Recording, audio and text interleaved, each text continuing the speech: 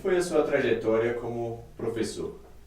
Bom, eu era um professor que dava aula, fazia muita pesquisa, tinha muito conteúdo, transmitia isso aos estudantes.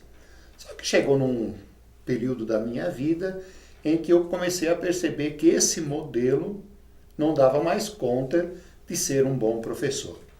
E aí optei por ser um professor diferente, de me relacionar de maneira aleatória com os conhecimentos e também de buscar um novo jeito de educar. Foi uma opção da minha parte mudar o jeito de ser professor. E como é que foi esse começo dessa nova dinâmica de ser um professor diferente? A iniciativa foi, ou a inspiração que eu tive, foi numa oportunidade em que eu estive na Espanha e num sábado de manhã eu fiz um percurso de mais ou menos 15 quilômetros no caminho de Santiago de Compostela. Saí de madrugada, com mochila nas costas, caminhando sozinho, no início na escuridão, mas pelas 7 horas o sol começa a apontar e eu neste momento estava passando justamente na frente de um campo de girassóis. Eu parei e aí eu tive esse insight.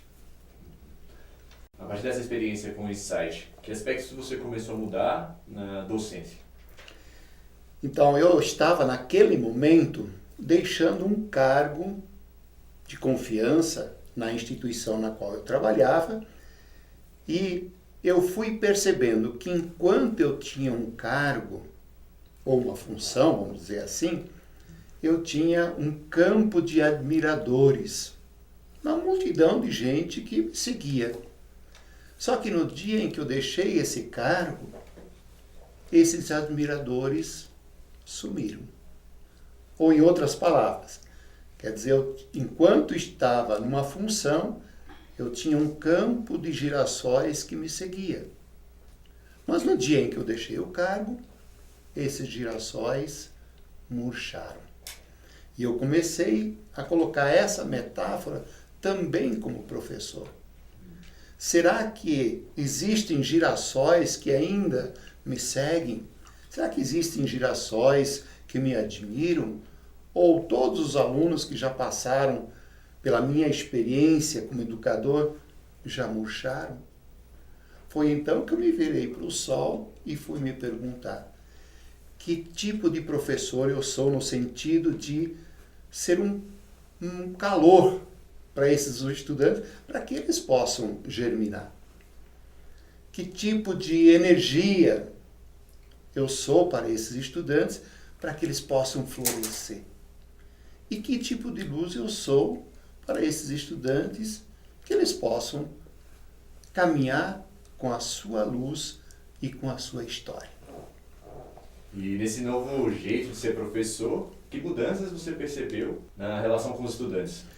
Então, fundamentalmente, 2 características foram essenciais para eu mudar a relação do professor e o estudante, bem como nossa relação com o conhecimento, que foi o encontro e o diálogo.